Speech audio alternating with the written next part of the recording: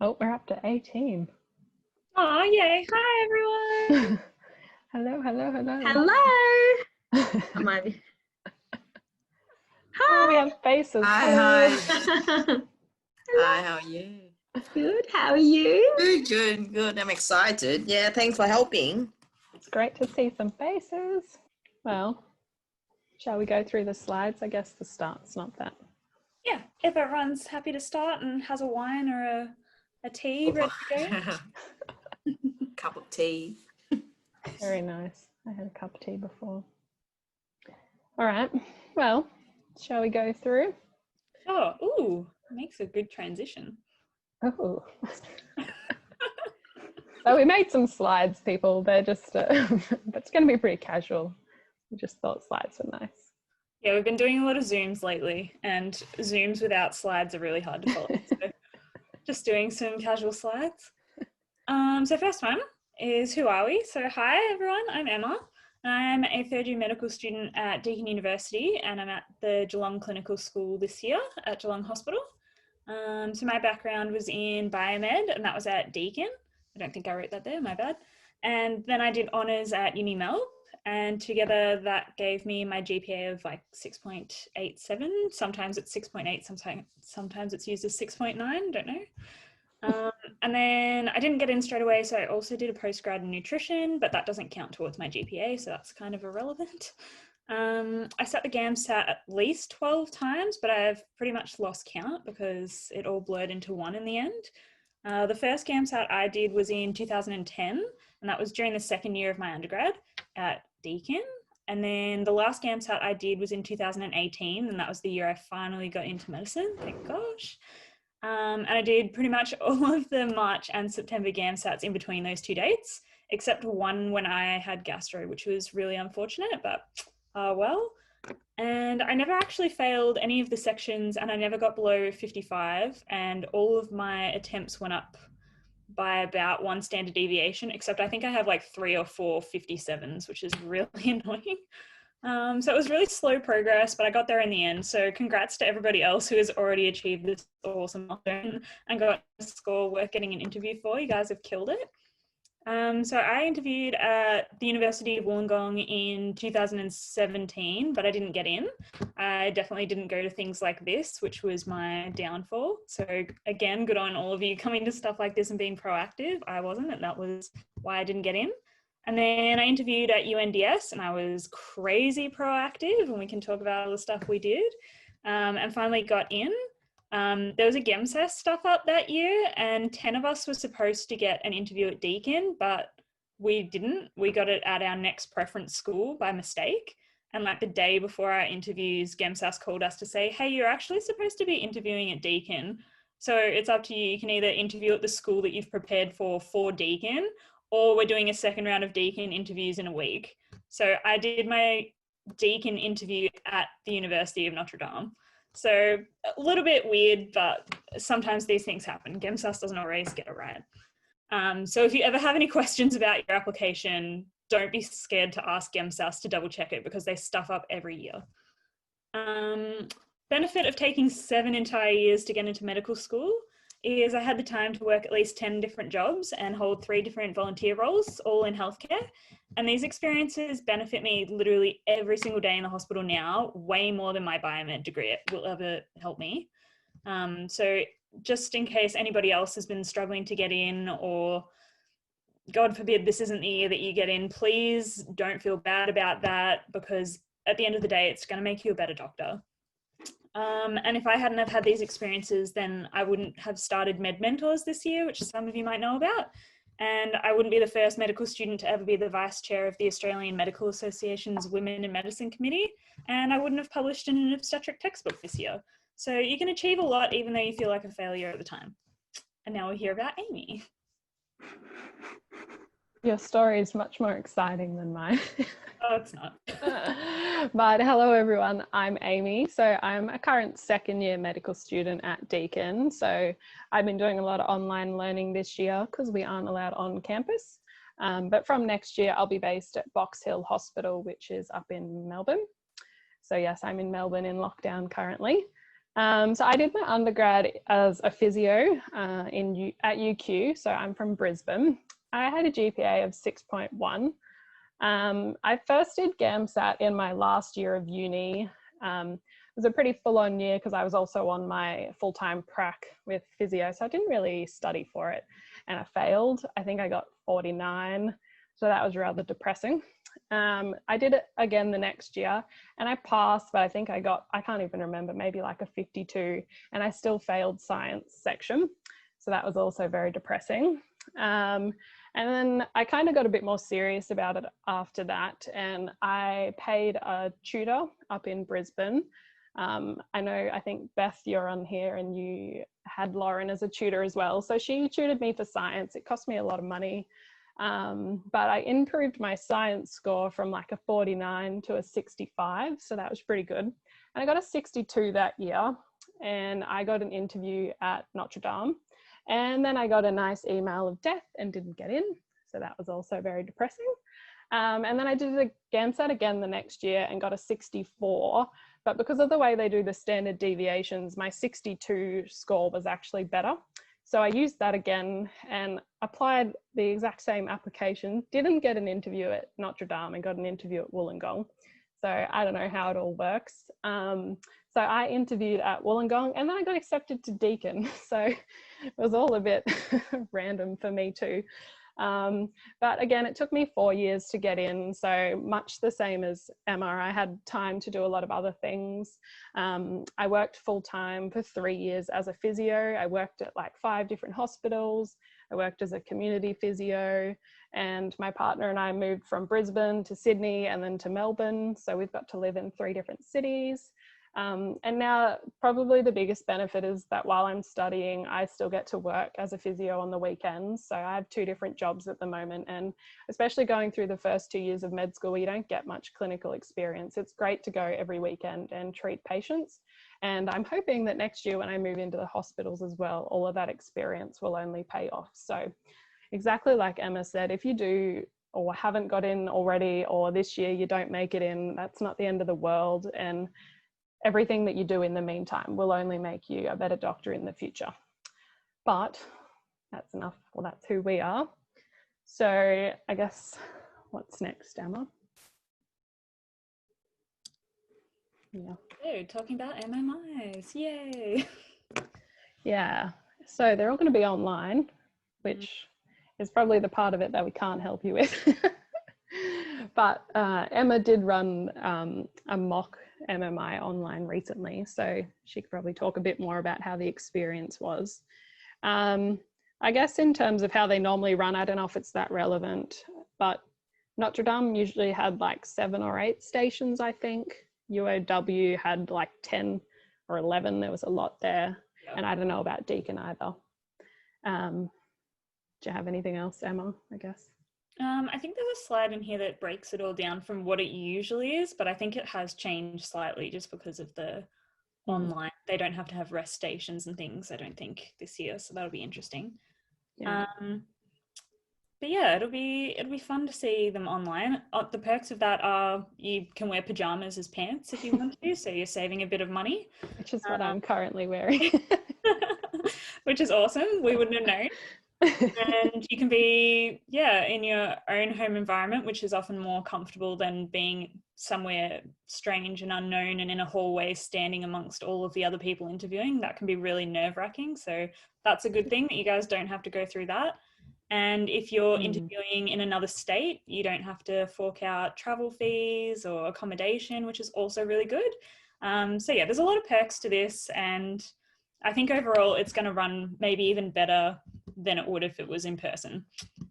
There's of course some people that are worried that their personality won't quite get across via Zoom or whatnot, but I think with enough practice you can definitely overcome that and definitely be yourself and just enjoy all the benefits of this year, because it might never happen again. So it'll be a cool story for you guys one day. It's definitely good not having to travel. That was probably one of the most nerve-wracking bits about my Notre Dame interview, as I flew there that day and you get on the plane and you got to wear your interview clothes all day, and then you're in a new city. It wasn't a very good experience. I guess we can both talk. I can talk through this one and Yeah. Oh, hang on, we got a question, Emma. What's this about the Deakin practice session? We might come back to that one at the end because I'll talk a little bit about med mentors at the end, but good question. And I can't see the questions, so keep an eye on That's it. all right. So I just thought we'd talk through a bit about the sorts of questions that we got when we interviewed. I know you get some info in an email, etc., but I thought it'd be good to go through anyway. So when I interviewed at Notre Dame, these were kind of the key stations that I had. So there was a station on why med and why Notre Dame. So it is good to think about that. And then Australian health issues, I know I did really poorly on this question, now looking back in retrospect. I think I chose to speak about rural health, but I had not prepared very well for this interview. So looking back, they would have known I didn't know what I was talking about. Then there was a station on, I think it was something to do with teamwork and leadership. And then there was an ethics-based scenario, an acting station, interpreting a quote, and interpreting a picture. So I don't know if things like interpreting a picture, whether they'll still have that in an online format, but those are quite hard. And the quote down the bottom is the quote that I had, and then Emma said she also had the same quote. So yeah. I found that station really hard too. That was my first station. I walked in and sat down. I was like, oh my God, what am I doing here? So anyway, that's sort of like the breakdown of the stations that I got at UNDS. I don't know, Emma, yours probably similar. Yeah, so Amie interviewed there in 2017, and then I interviewed there in 2018, and mine was exactly the same. Like I got all those same basic questions. And I agree. I think you don't realize how difficult it is to do that interpret a picture station until you actually are looking at a picture and you're like, oh my God, what else do they want me to say? And they're just staring at you. And they say anything else? Yeah, over and over again. They're just like, anything else? And aside from what you've mentioned, is there anything else you notice? Would you like to add any other comments about this picture? And you're just like, I don't know. And same with the quote as well. I found that really hard to answer. I don't actually remember what I said. And I know I finished the station with like 2 minutes to spare. So, and I think from talking to people afterwards, a lot of people finish them early. So I guess that's another thing. If your school is doing station-based things, don't be alarmed if you do finish some of them early. It's just a bit awkward because you have to sit with the examiners, but 6 minutes. You might not this year. Maybe they'll just put you in a waiting room. Yeah, we just got a question. Is it 6 minutes for each station? So usually we have another slide that's going to break that down as well. It has all the details for every single school, but that's based on when they're in person. So we're just sort of using that as a guide. Everything might be slightly different this year. But yeah, I suppose all we can do is base it off that guide. Yeah. So you guys can screenshot that if you want in a minute. So that'll be coming up. Oh yeah, Emma, do you want to talk about the UNDS specialty? Oh yeah, I don't know if you went through this as well, but every year the dean of the medical school likes to take, I think it's 50% of each individual group that comes through for an interview and interviews them herself personally as well. So the theory behind that is that everybody that isn't invited back for an interview either clearly got in or clearly failed, but you don't know which you are. This is just the theory that the medical students told me when I went there. And they said that the people that get the interview are usually the people that are sort of somewhere in between. Maybe all of their stations were quite good, except one was a bit borderline. So this is your chance to really sell yourself and get over the line and get in. So if you walk straight out and it doesn't happen, or maybe they won't even do it this year online, you may have got straight in. That's awesome. But if you get this little interview thing, don't freak out. But when I had mine, I was so stressed. There was like 10 of us in this little room for an hour, I reckon. And I was the last one to be interviewed. And I was the only girl. And there was just all of these guys, and I don't know if they were just super nervous, but they were just making really like racist jokes and sexist jokes, and it was so uncomfortable. And I was just sitting there like, I am in the pool of rejects right now. Like, I'm not getting in. What is this torture? And I just kept repeating to myself what they kept telling us, like, this is a random selection. You have been randomly selected. This is just to make sure that our process is fair and equitable and to see what you thought of our process. And I just kept repeating that in my head to calm down. And then I walked into her office and she's like, Emmy, you were not selected at random. And I just like freaked out because I was like, what do you mean? That's what I've been saying to calm myself down. And then she knew my entire application back to front. Like, she didn't have any papers in front of her. And she was just like quoting things that I had written in my application to me and asking me to like talk about it with her. And I was so stressed talking to her. I must have sounded like a total idiot, but she must have liked me because that was the year that I got in. So don't stress. You can totally be yourself and nervous and still get in. So that's good. Someone just posted too that this year it's a video recording for UNDS. Oh, video recording. So maybe as in like no you examiners? have to record yourself and send it in. That is so interesting. And pre-recorded questions, they're saying. I didn't That's know awesome. that. You can prepare so well for that. Yeah, that's so good. That's awesome. Such an advantage. And Beth told me, I think she said that UOW is doing like a panel interview online. Yeah. So interesting. And obviously, yes, all of our advice is based on human interactions. So yes, take it with a grain of salt for how things will go for you all this year. But yes, all right. Well, shall we talk about Wollongong? I don't know if any of you have actually seen the campus at Wollongong, but it is incredible. So nice. It's built on a botanical gardens and it's just this tropical paradise.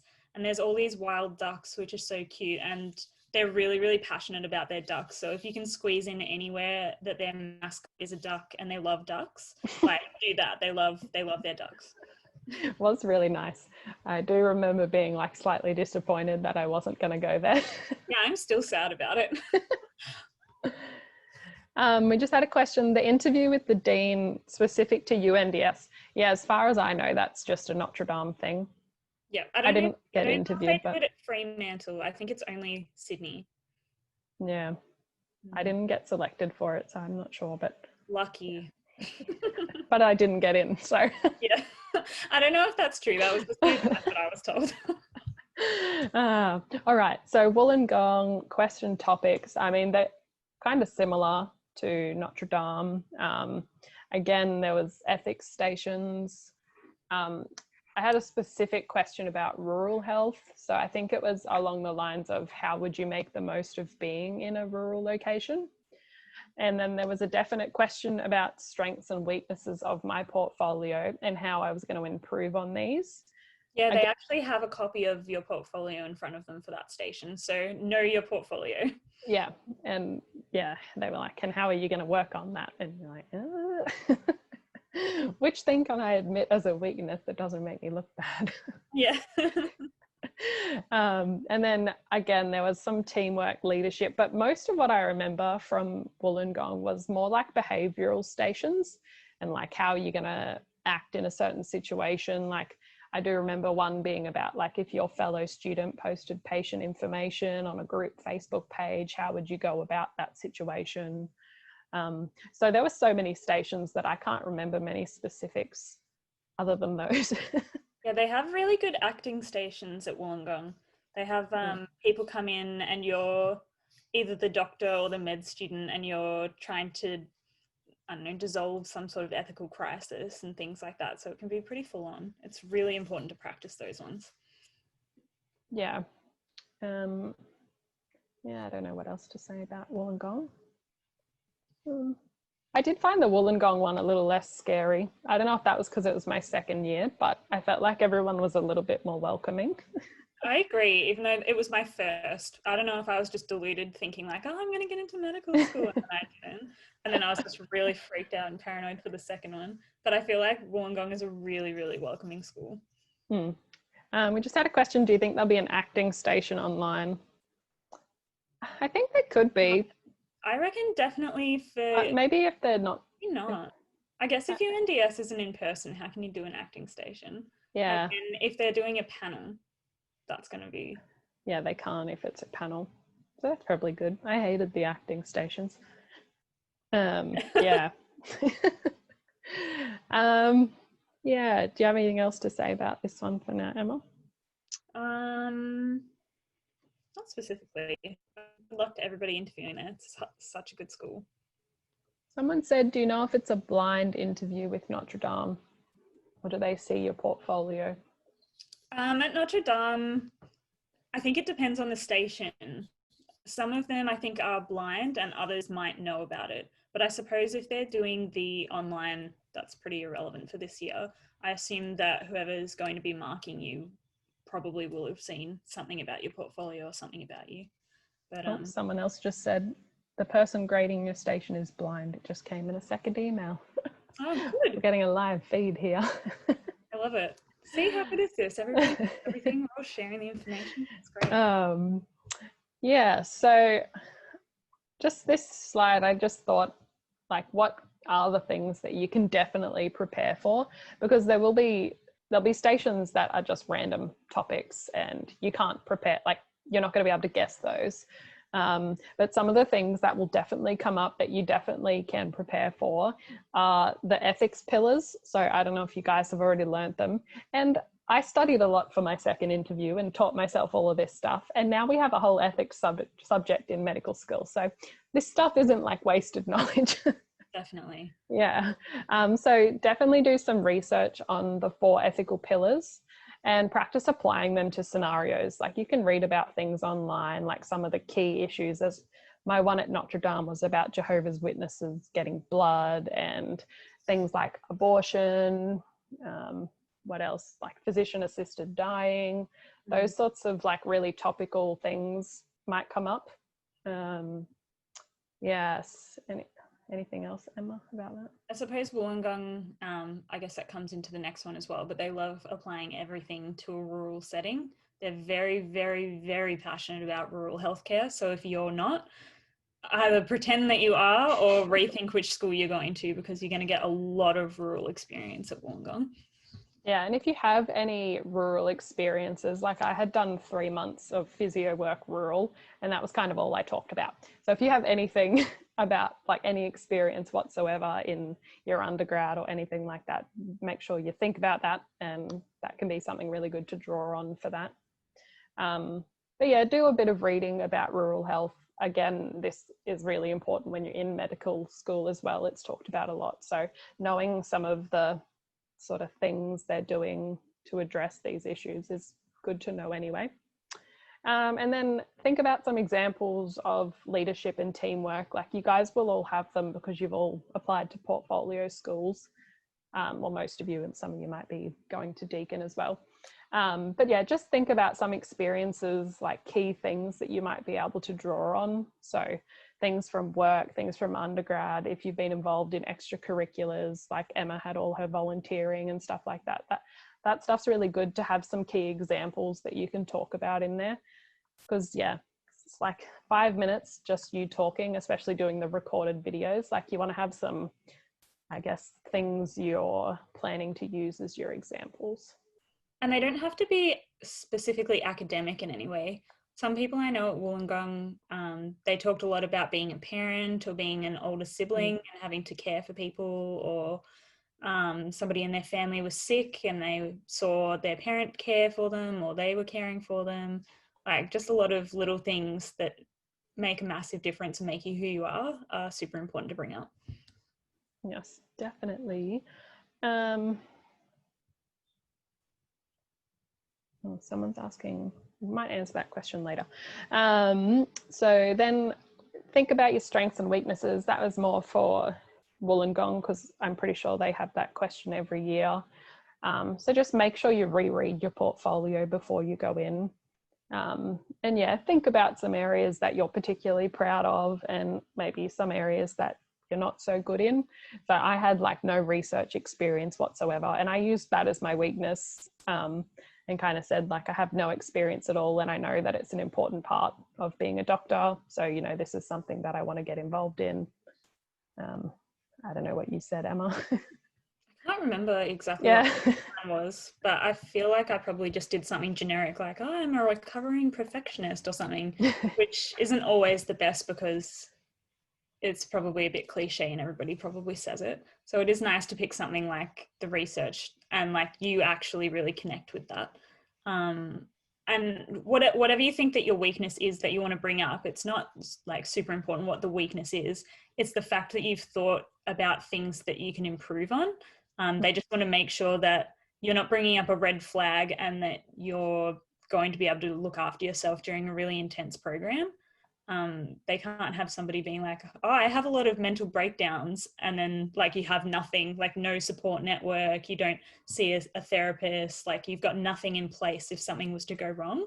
So that's really what that question is trying to get at. They just want to make sure that if you're going through a hard time, are you able to like think of mechanisms to get you through that? We have a few more questions, but I might just go through them after we... Yeah, we have a whole time for questions like coming up. Like the rest of this will be all just questions. So what else? Yes, specifically for Notre Dame, know how to answer why med question. I mean, yeah, and I had thought about how to answer this before, but then I didn't get in, and I actually found this station when I was talking to them really uncomfortable, and I don't think I really, had a good answer for it, like how to articulate it well. So that's a good one to practice out loud, I think, and film yourself. Yeah, definitely. Filming yourself is uncomfortable when you watch it back, but it really does wonders. I think that was my first question at Notre Dame, was why medicine? And when it's in person, they sat you down in the room with the person for like a minute and you got to like chat to them just like casually to like calm your nerves. And I was with this really sassy GP and he like loved rural health and stuff and he was great. But the second the timer started, he was like, good luck. And then just had this really serious, mean attitude for the whole thing. And like, I was so scared. And I was just like pouring my heart out about why I want to be a doctor. And he was just giving me nothing. And I was like, oh my God, you were so nice a minute ago. And the whole time he was just so mean. At the end, he was like, that was a really good job. And I was like, you're so scary. You could have smiled at me. So hopefully you guys won't experience that because of all of the changes. So that's good. But yeah, it is a good one, I would say, to film yourself with. Think about why you want to be a doctor. And make sure it's really unique. Yeah, like try and, I guess relate it to, your experiences or, your journey. And it will be a little cliche because, we all kind of want to be doctors for a similar reason. So, everyone's going to be giving pretty similar answers. Just try and think of, some specific points about you or your experience for that. And then lastly, know some facts about the school and why you want to go there. So, like, I think that kind of came up in, I think I said something about that in my why med question. Maybe they followed on with why Notre Dame. And I don't think it came up at Wollongong, but like we've said, like Wollongong's pretty big on rural health and things. So definitely do some reading and, you can have a look about what the school's been involved in recently, know where some of the placements are. So just knowing those things is good going in there, just in case it comes up. You can get some pretty good information just off Instagram. All of the schools have their own student society and you can sort of see what the students get up to.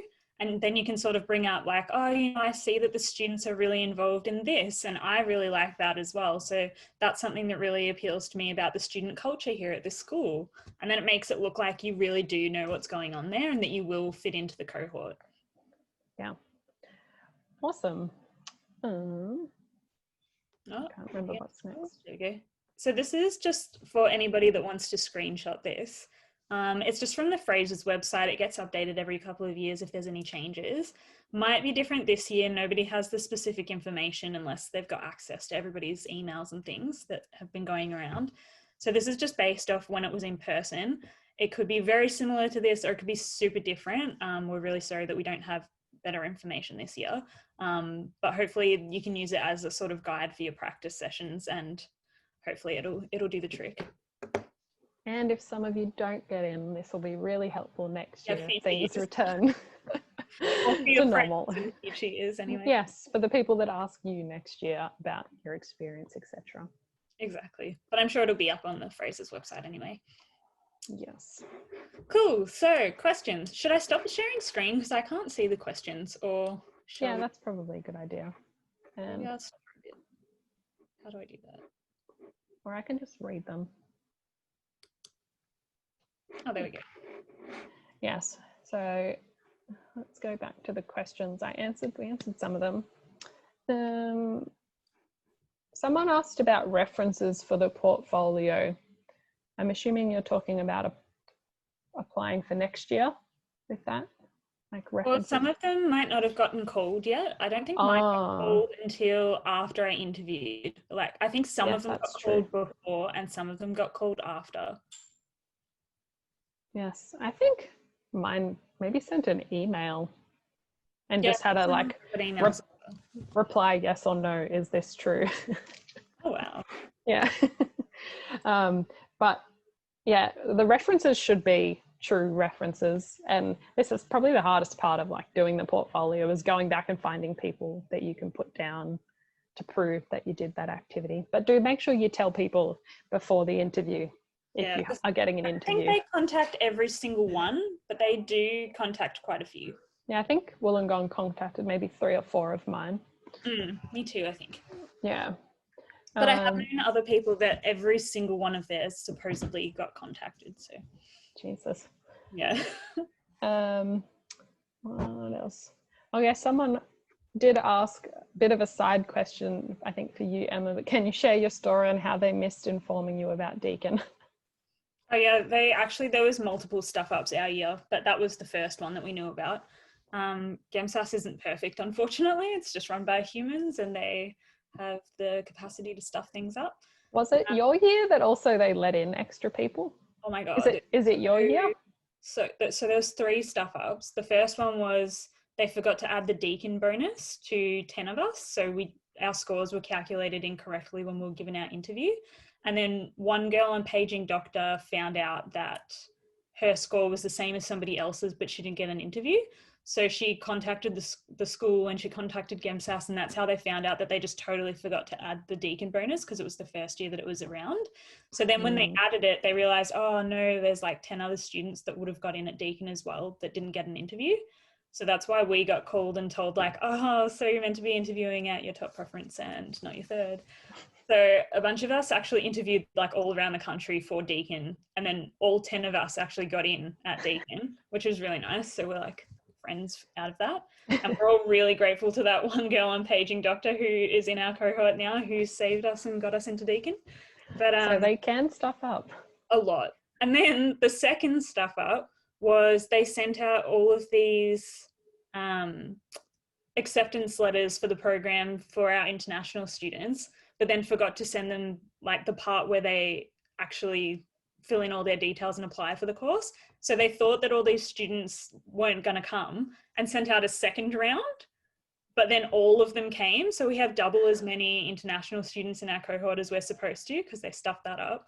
And then halfway during the year, they realized that they accidentally sent out 15 like completely incorrect acceptance letters, and 15 people in our cohort weren't supposed to get in.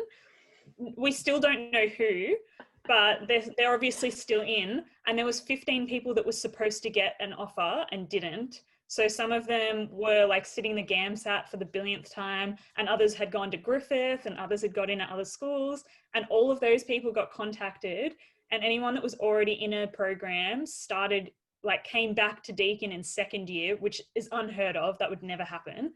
So we have like extra people from that. And then everybody that didn't get an offer at all got to skip the GAMSAT and interviews and just got straight in for the following year. But disaster. They must be in my year. There was a couple of people. One of my housemates last year was one of them, and he started dentistry for a year and he had to pay for that outright and got no like. Yeah, your year was the year of stuff ups. Oh, it was bad. But we're all here, so. Oh, that's so funny. All right, so someone asked, what are the 4 ethics pillars? And Leon nicely answered that. So they are what or someone answered them. But yes, they are non-maleficence, beneficence, justice, and autonomy. Like I said, they come up over and over and over again in medical school. So just learn a bit about what they mean. It's pretty straightforward, but the best thing is to learn to apply them to situations. So kind of, I guess, when you're going to approach an ethical situation, you want to think about like what is the main conflict, and then try and think about what principles you might be able to talk about. And then you kind of consider it from all different people's perspectives and try and come to some sort of conclusion about how you might go about, that situation. Yeah. We have a couple of posts about these things up on our Med Mentors Instagram. One of our social media people did a really great series about the kinds of questions that Deakin is focusing on, but they are applicable to any school. And we have one of the posters on ethical decision making, and it has like a little PDF of what the pillars are, and then it just gives some examples of questions and how to use those pillars. And there's things for like rural and communication. I forget what else we have. Teamwork, ethical decision making, talking to patients, Aboriginal and Torres Strait Islander, rural medicine part 1 and 2. So if anybody wants to have a look at those, they're up there and they're free, just advice from other medical students as well. Yeah, awesome. Definitely check them out. Better than my explanation. Oh yes, so we come back to someone asked, how do you answer the why med and not make it cliche? It's really hard, but I think you just need to sit down and actually work out for yourself. And this isn't just for the interview. This is for getting you through medicine in general, because when it gets really tough, sitting there just thinking like, I'm going to look great in a white coat, like isn't really going to get you very far. So like you really have to be really strong about why, like whatever it is in your soul is telling you like, I need to be a doctor.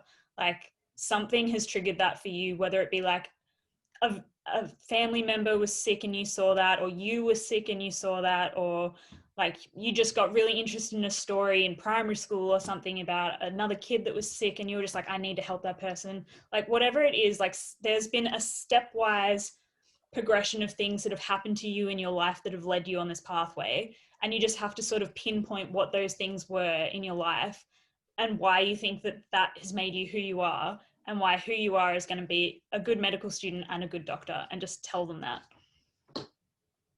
Yes. I don't think I answered that question very well, and I didn't get in, so listen to Emma. Someone asked about Deakin practice sessions again. So we had a mock interview. We tried advertising it through heaps of other schools, but it didn't really get off the ground very well this year. So hopefully next year it'll be more widely advertised, because at the moment we only have our Facebook and our Instagram to advertise off of, and it's a little bit of a small bubble. So sorry to anybody that might have missed that.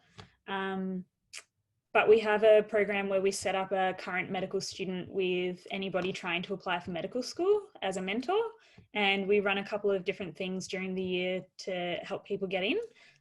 So this year we changed a lot of our things to YouTube. So if you want to check out some of our YouTube videos, they're just Med Mentors YouTube, and you can listen to some of the other Deakin students give you some advice on things. And we did our first online mock interview recently, which was really good, but also had a lot of hiccups. So my main advice to anybody doing an online interview is just read the instructions really thoroughly, because that's where all of our problems really arose, was people didn't read the instructions, but that's another story. Yes, so you should definitely all follow those pages. What do they ask verifiers when they call? I don't know, but mine were emails and they just literally had to reply yes. So I don't think they ask specific details, or I don't know. I think they basically just give a summary of what your experience that you've stated was. Like, did you volunteer for this agency between the years of this and this? And then they just say yes. Yes, yeah. I don't think they ask for like a personal reference, like what did you think of them or anything, because half of mine didn't even know me. They were just the admin staff that worked there that could verify those timeframes. So yeah. Wesley asked, would you advise to suit up? Yes. Definitely wear something nice. Yeah. Wear comfy track pants on the bottom because you can. But yeah, definitely look nice. I mean, when we do it, when it's been done in person, like everybody's like fully dressed up. Yeah, you don't want to be the only person that didn't suit up, because that'll stand out Yeah. for the wrong reasons. You want I to mean, look like a doctor. You want to look yeah. like the third year that's going to be in the hospital. They want to envision that of you. Yeah, and like there's always a couple of people who dress like a little funky, you know, trying to put a bit of personality in. And I don't know if they get in or not, because they definitely stand out. But if that's you, go for it.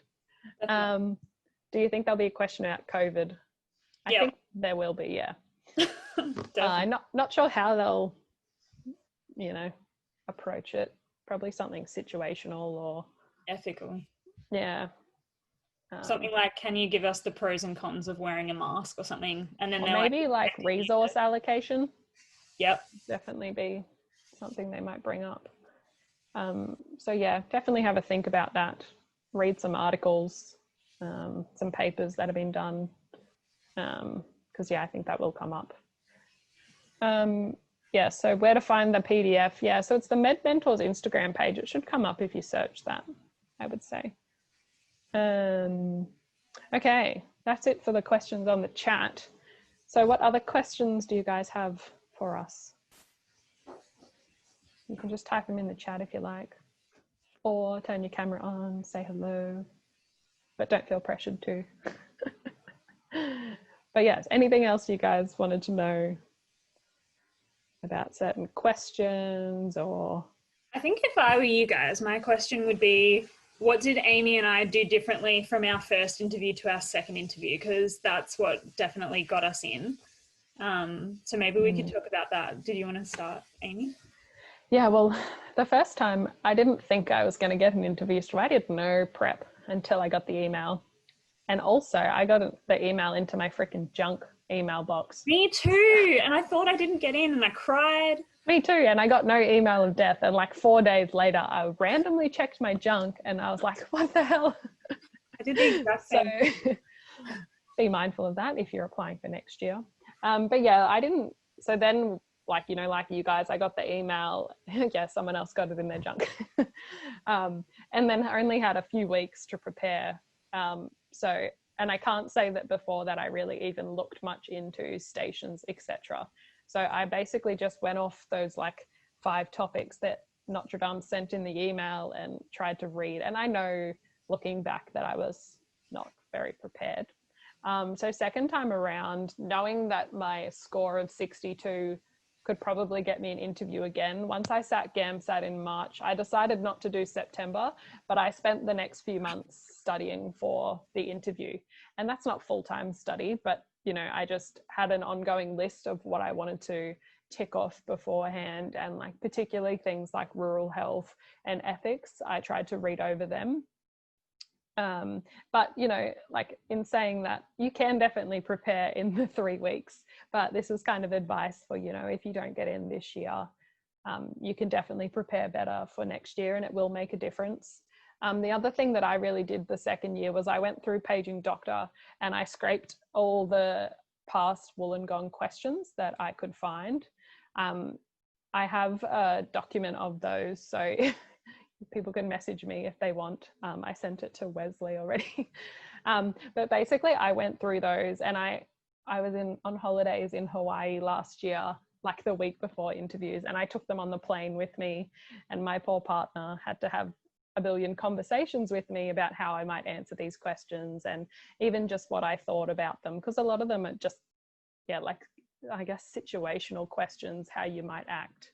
So yeah, that's kind of how I approached the second one. Yeah. I think for my first interview, everybody had just always said to me like, oh, once you get an interview and they see that like you're meant to be a doctor and you're a nice person, like you'll get in. And I was like, yeah, cool. Like I just assumed that that was true. So I just, yeah, did like, I think I had like a textbook or a book or something that I bought online. It had like all the practice questions, and I did them by myself, and I did them with my partner and my mum, and they were like, oh, you're so good, you're going to be a great doctor. And I was like, oh, thanks guys. And then I got to my interview and that was not what they were wanting at all. Like people had been preparing for months, if not years, for these interviews. And I'd been practicing with my mum, who doesn't know anything about medical school or the answers for any of these stations, and gave me no critical feedback except you're going to be a great doctor, which was not helpful. Although, you know, thanks, Mum. But I think what changed the second year when I got my interview, I was like, okay, I'm meant to be studying for this as much as I'm studying for the GAMSAT. Like this is the last step, and I have to give as much as I did for the other two steps. My GPA's done, the GAMSAT's done, like this is all I have left to get in. So you've really got to be working at it like as hard as you did for the other things. Otherwise, what's the point? So I decided that I was going to do 120 hours by the time I got my interview to the actual interview itself. So 3 weeks, 120 hours, I was not getting in. So it was happening. So I went on Paging Doctor, downloaded all of those same files. Every single year, every single university is allowed to post up all of the questions, and they do, except for Deakin, because Deakin has to sign a non-disclosure because they repeat the same questions quite often and they just don't want to think of new ones. But Notre Dame and Wollongong, every single question they have ever asked in the history of their interviews is up on Paging Doctor, and they do repeat them nearly every year. So go up there, look at them all. If you get bored of those ones, download the Sydney University document. It is so long. There's like 450 questions, and that was like 2 years ago, so it's probably longer now. Pretty much all of those are still relevant for you guys, even though it's a different school. Just ignore the like, why Sydney? And then, yeah, get a group together. Like everybody that's in this group, if you want to get together and study with each other, maybe pop your emails in the chat so that people can copy and paste them, and you guys can find a time and do it over Zoom. Get together as often as you can. I recommend doing it with other people that are interviewing, because that's going to make the biggest difference. If you do it with your partner or your mum, like that's awesome if they're a doctor or they've done the process. But if they haven't and they can't give you really good feedback, then there's no point. Like they're just going to praise you because they love you, which is awesome if you need the confidence. But right now I need a bit more critical. So if you can get together and listen to other people's answers, you're going to go in with your own answers and everybody else's advice. Like you're going to go in there 10 times more prepared than you can be on your own. And that's what we do in medical school. You can't get through this alone. You have to find friends, you have to find resources. Like I know it's a really cutthroat process, but there's room for everyone, and working together is going to get you so much further than if you try to do this by yourself. I forgot to say too, I did the Grad Ready interview course. I completely forgot about that. But I did that the second year as well, and like it was pretty good. I guess it was more just that I didn't have, well, when I did it, I didn't know anyone else applying, so I didn't come to any of these. I didn't even know who else to talk to about it. So I mean, it was expensive to do the course, but it was kind of the only way I thought that I could get some proper feedback. And it was good. Like they taught things like how to approach the behavioral situations and ethical pillars and blah, blah, blah. Like in how things are now, like with Emma's practice program. And I know that there's a lot of other like phrases and that are doing practice interviews too. Like there's some other opportunities other than doing like the interview course. I mean, there might not be time this year, but if you are having to interview again next year, like definitely sign up for some sort of practice thing to get some proper feedback. Or like Emma said, definitely after tonight, like if you guys want to make a group or anything like that, I definitely recommend getting some feedback on how you answer stations. Because yeah, your family thinks you answer everything great. Like, you sound so smart. Yeah. Like, oh, thanks. Doesn't mean you get in. Yeah. Yes. So what else? Yeah. There'll be other people that are putting together groups on Paging Doctor. That's how I found my group. And 9 out of 10 of us all got in together. And then the last one that didn't get in got in the year after us, which was really good. But yeah, for me, I couldn't afford any of those programs. So I found that that was the best way if you can't fork out the money, because some of them are pretty expensive. But I worked for Fraser's last year and that was really fun. But yeah, I quit because it was way too expensive for people and I felt a bit morally weird about it. But their program, if you can afford it and it's not going to bankrupt you, is really, really good. Yeah, everything's expensive. I spent way too much money trying to get into med school. Let's not talk about it. What else? Someone asked some questions. Would you recommend face-to-face practice? Definitely, or online practice, something like we just said. You really need to, and film yourself. I also filmed myself a fair bit the second time. You can film you while you're practicing with other people. Yeah, anything, but definitely really good to look back at how you answer things. Everyone hates the sound of their own voice, so don't worry about that. Then someone asked, are the MMI situational scenarios similar to the Casper test scenarios? I don't really remember the Casper test. I did it, but I think the year I did it, it didn't count. Did you even have it, Emma? Is it still Wollongong? Yeah, I don't think. Ours was the year that they told us it was coming next year. Yeah, and then ours was the trial year, so it didn't actually count towards anything. I think they are pretty similar. I mean, they're probably a bit more, the scenarios you get in the interview are maybe a bit more healthcare related, or like the ones in Casper, I remember being like about a shopkeeper and stuff like that. So they're a little bit more like grown up maybe scenarios. I was trying to remember the other day what scenarios I got, and the only one I could remember was the student who posted patient information on a Facebook group. That was the only thing I could remember of my scenarios. I guess thinking about it now, how to approach them, I think most of the time they want to see that you'll maybe try and like talk to the person themselves first, if it's a situation like that, before going and dobbing them straight into the medical dean. Yeah, I can't really remember much else about my scenarios, Emma. Yeah, I think with any of those things, like never jump to the conclusion that you want to, because there'll be some underlying factor that you haven't got yet that you need to get more information out of the person or something. So always, either approach the person or try to think of why the person could have done that. Are they going through a mental health problem? Like, are they struggling financially? Like, whatever the scenario is, maybe there's something really serious going on and they need help. And they're not actually the demon in this situation, and you being able to get that information out of them and then like supportively help them through this crisis is going to look way better than you being like, I would go straight to the dean and dub them in. Naughty. Yeah.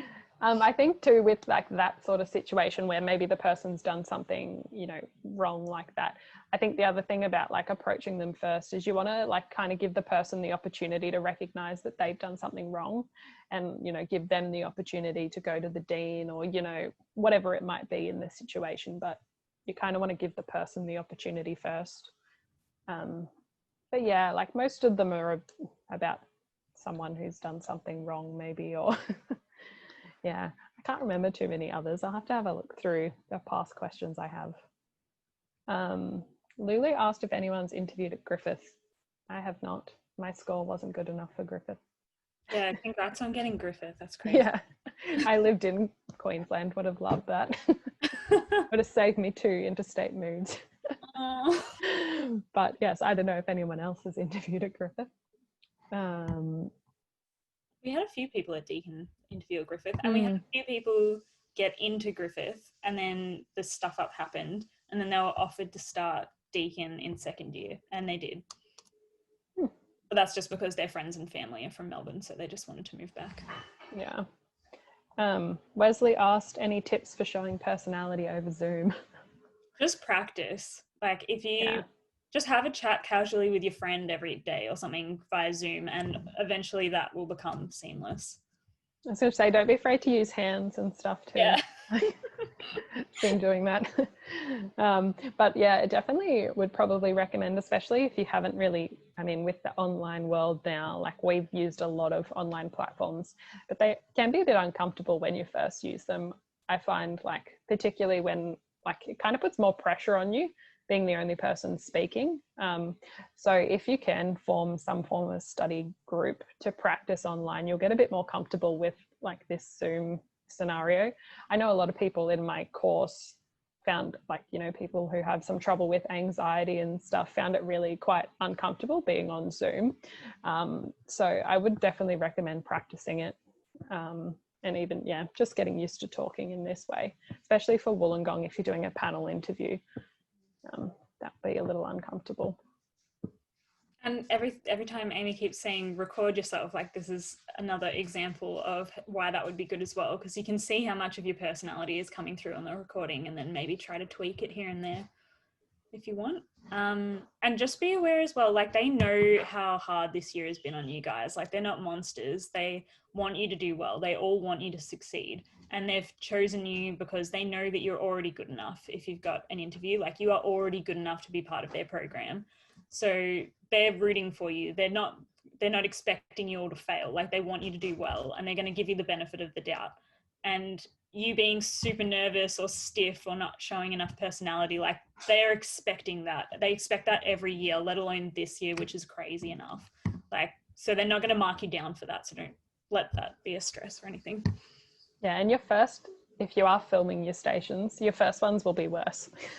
Just forget about it. I still have mine on my phone. I watched them a while ago. They're so painful.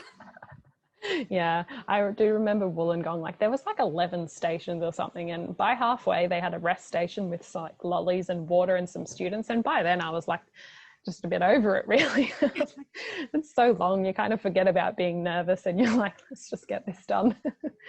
But your first few stations you'll definitely be a bit more like stiff and nervous. That's fine, everyone's in the same boat, remember, no one is a genius at this, so you're all going to be similar in that way. Someone asked a random question about rural placement opportunities at Deakin. Yeah, Deakin has a whole rural program, like Emma's at Geelong Hospital this year, and I'm at Box Hill next year. The other hospitals Deakin has is Ballarat, Warrnambool, and then a rural clinical school. So I think like 20 students go rural for their whole third year, and they're kind of spread across different towns. And then in fourth year, they get to come back to one of the other schools. And then, yeah, like Warrnambool and Ballarat are all, you know, regional. So Box Hill's the only non-regional hospital. So yeah, it has a whole year of rural for people that are interested. Yeah, and it's really good. The more rural you go, the more hands-on it is. The people who are doing our super, super rural program and are attached to mainly GP clinics or really small, almost always nurse-run hospitals, they pretty much are the doctor in third year. Like, they go in there and they stitch everybody up and they get to do all of the cannulas, and so hands-on. And we've met some of the doctors who have come back from that, and they're like 4 or 5 years in, and they're like, I'm still not as hands-on now, 5 years out of medical school, as I was as a third year student doing that program. So it definitely has its benefits. So don't be afraid of doing the rural stuff, because it's really, really good. Yeah, I would have loved to have gone, but money, life and things are in the way of that for me. But like there's a lot of, like, I have a friend who's super keen on rural, and yeah, she straight away went into that program. She was like, that's for me. Yeah, and there's always a few people every year who have to do it who don't want to. Yeah. But, you know, I think overall it's a great program. You do learn a lot rural. In what year clinical placements are it? Well, for your Deakin start in third year, proper clinical placements. I think that's most schools except for your Melbourne. Wollongong's a bit different as well. Oh yeah, Has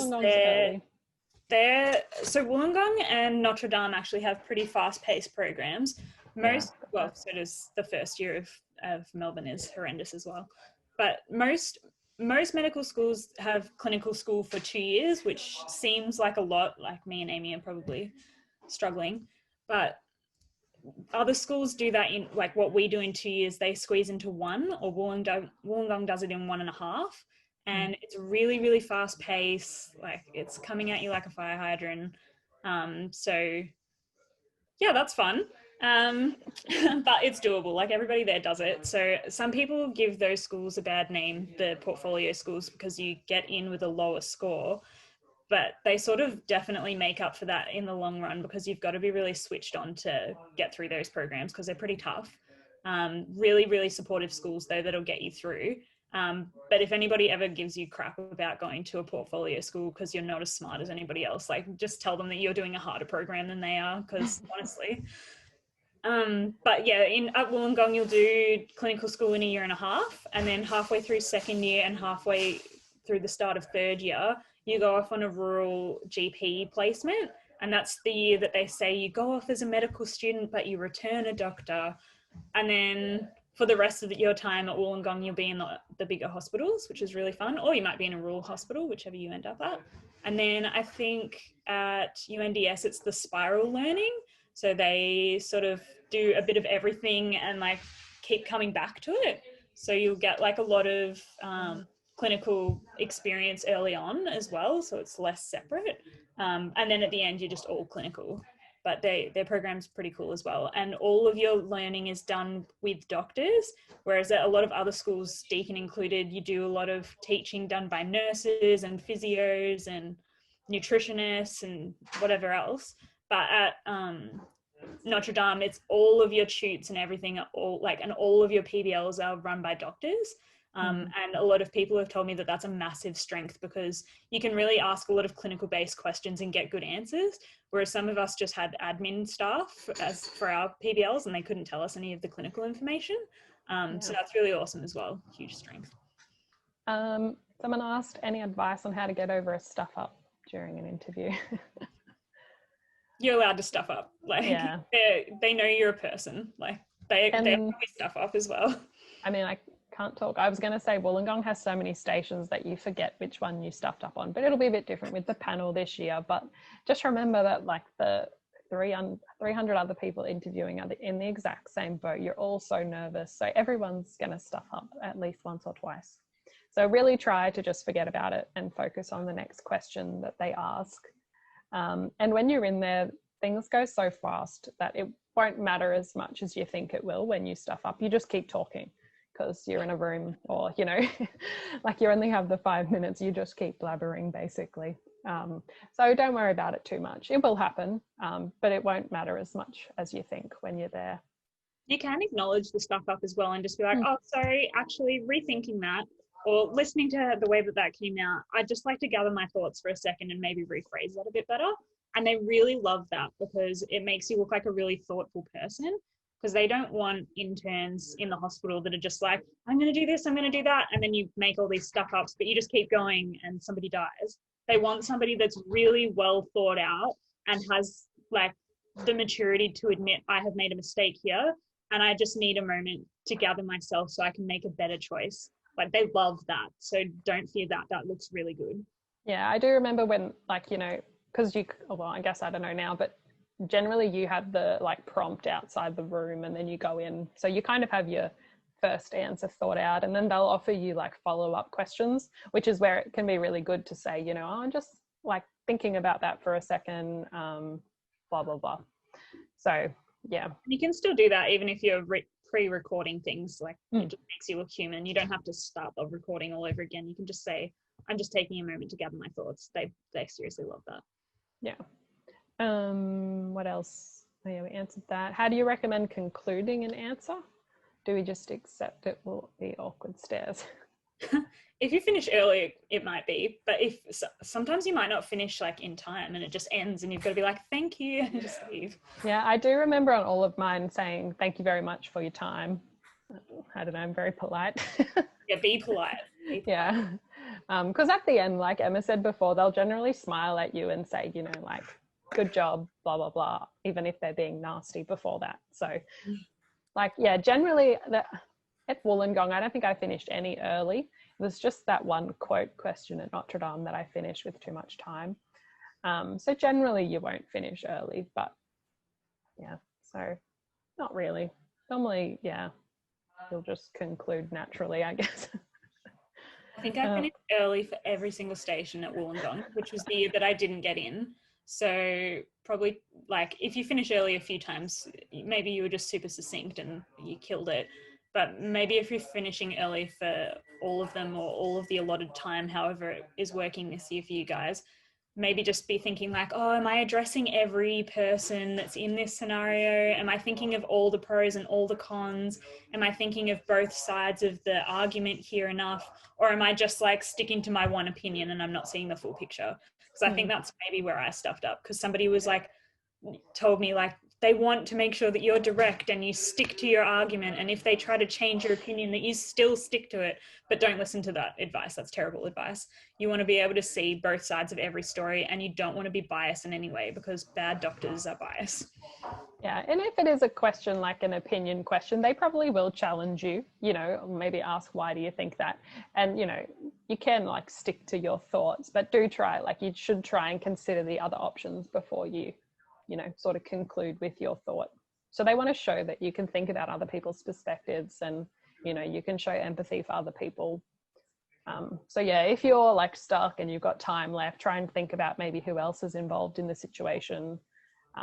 you know, is there a side of it you haven't considered? Stuff like that. Someone asked, is there overseas opportunities? There is usually, like even at Deakin, we have our 6-week placement where you can do it anywhere in the world, and they really recommend that you do it overseas. Ours have been cancelled because of the pandemic, so that's good. But most schools will have like a 6-week block or something around about that mark that you can do part of your last year overseas. Whether or not that changes due to travel restrictions in the future is to be seen, though. Yeah. How intense is the curriculum in first year at Deakin? Mentioned working on weekends. Yeah, so Deakin's great. If any of you are going to Deakin, I didn't know, obviously, because I wasn't planning to get into Deakin, but Deakin gives you a day off every week. So very, very nice. Miss that so much. So all through first and second year, first year you have Thursdays off, and second year you have Wednesday off every week, which is great. So yeah, I work every weekend as a physio, and last year I also worked a lot of the day off as well. Like, you can get by. I did fine. But the other great thing about Deakin is that first and second year are only pass fail. So you get no grade. Yeah, so it's great. So it's a little hard to get used to, because obviously most people getting in are type A and love getting really good grades, but you get no grades. So it's Deakin trying to be a non-competitive school and take away from people, you know, trying to compare against one another. So yeah, that's really nice. It kind of takes the stress off that if you are in a situation where you need to work and you need to earn money, that you can, and you'll still pass, and that's fine. And you could work, a lot of people work weekends. I work weekends. Heaps of people work weekends. Yeah. Or just after hours or whatever. Some of us just do it to keep us sane, just to have a life outside of medicine, to talk to people about things that aren't medical school. Other people do it because that's the only way that we can afford our rent. It's definitely doable. You can still pass. Like, listen to people, but then some people just want to study 24/7, and if that works for you and your mental health doesn't like get a battering, like you do you, like don't listen to what everybody else is doing, just like you do medical school the way you want to do it, not how everybody else is doing it. So yeah, Deakin is great in terms of that. I can't talk much about the other schools because I don't go there, but I don't think any other schools give you a day off. So all you fellow Deakin people that get in, look forward to that. I think because the other programs are a little bit more accelerated than ours. Yeah. They don't have time for that day off, unfortunately. Yeah. But they have a lot of support at those schools. So if you're ever struggling or anything, you've got so many people to reach out to. And I'm pretty sure at other schools, it's not just a Deakin phenomenon. You can always reach out to people in the years above you, and they can give you their notes, and they can tell you, oh, I struggled with that test as well. Here's like the websites that I looked up, or here's the thing that I subscribed to, and this is what saved me. So yeah, everyone's pretty collaborative once you get in. It's a lot different from undergrad. Yes, Deakin even has a med Bible that's now fully online. So people, really nice people who make beautiful notes, put them all on this med Bible resource, and they give it to the first years every year. So it's got textbooks and other people's notes. So yeah, it's very good collaborative nature. And I think that's kind of the same. Like for me, UNDS, Wollongong and Deakin were all very similar. They're all sort of newer medical schools that are a bit more focused on like supporting you. So I think they would all be pretty similar in that way. If not, you can be the person that starts the Med Bible at your school. Yes. Now, Leon asked, is it likely to receive a spot from UOW, UND if I interview at Deakin and don't get an offer? Yeah, so that's what happened to me. I had UNDS as my first preference, and then Wollongong and Deakin under that. And because my score was only 62, I actually didn't think I could get into Deakin. So I put it as my third preference because I would get a healthcare worker bonus, but you don't really know how much that bonus means. And I'm not a math genius, so I didn't work it out. And I kind of just assumed that I couldn't get into Deakin. So those two were kind of all I thought about, and I hadn't even looked at the Deakin program, and interviewed at Wollongong and got an offer at Deakin. So you definitely can get an offer at any of the schools below. my thinking of what I now think happens is that I reckon across all of the interviewees, they want the top half to get in across the country wherever they can go. So if that means that I go to Deakin so that someone else can go to Wollongong, you know, if Wollongong's their last preference, then they'll put me at Deakin and they'll put that person at Wollongong. So basically, I think any of the schools are fair game from the one you interview and below. The other really good thing about interviewing at a portfolio school is that your portfolio score gets re-added to your interview score. So you're actually technically getting an unfair advantage on everybody else's interview score.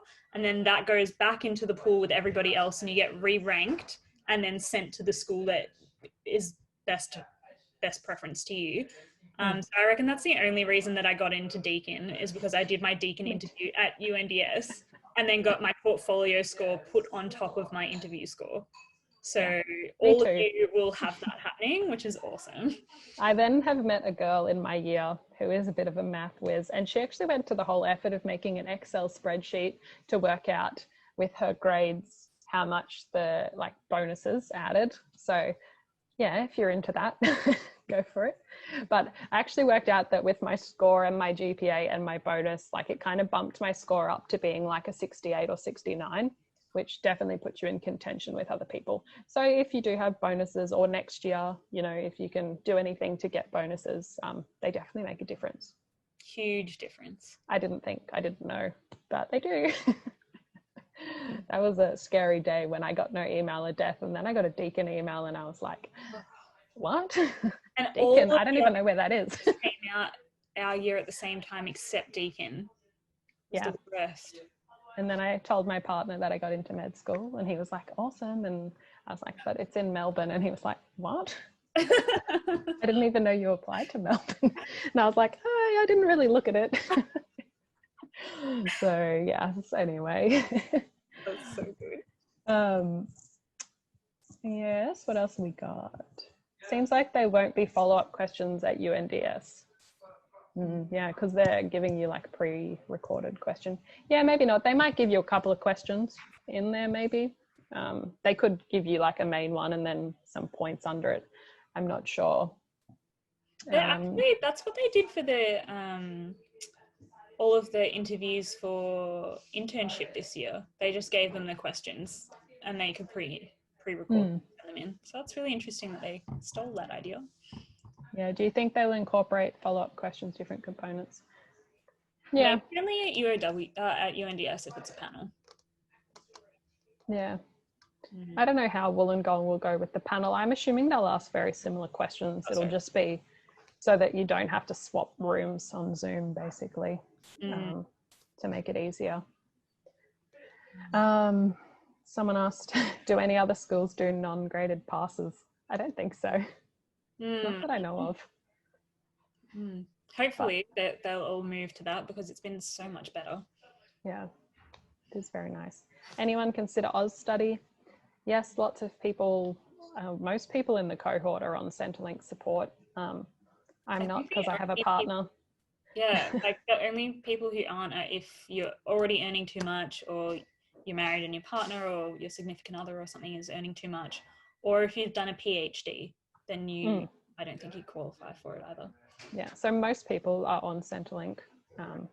Yeah, so sometimes it sucks to have a boyfriend. No, I'm kidding. But yeah, there is most people are on it. So that's obviously an option. And a lot of people, depending where you are, obviously, if you're going to Sydney is super expensive to live. If you don't already live in Sydney and you're interviewing there, do consider that. I lived in Sydney for 1 year and we rented a 1-bedroom apartment. It cost us $480 a week, which is extravagant. So cost of living in Sydney is huge unless you're going to live quite far out, but Notre Dame's right in the city. So something to think about. Deakin is in Geelong. Yeah.